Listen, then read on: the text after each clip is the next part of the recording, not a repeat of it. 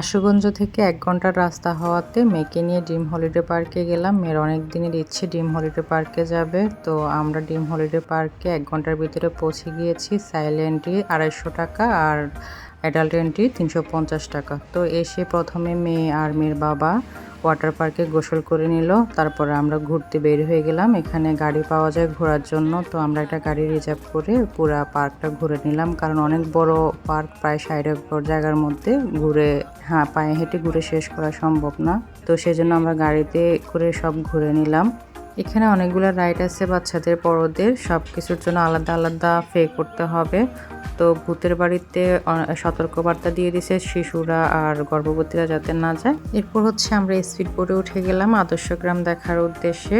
তো আমরা আমি আদর্শ গ্রামটা মোবাইলে অনেকবার দেখেছি, তবে সেদিন প্রথম নিজের চোখ দিয়ে দেখলাম সামনাসামনি।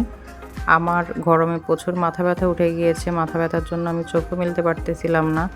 তো কোনো রকমের খুশির জন্য ঘোরাটা শেষ করলাম। যদি সেদিন না যাইতাম পরে যাওয়া সম্ভব হতো না, প্রচুর বৃষ্টি লেগে গেছিলো পরের দিন থেকে।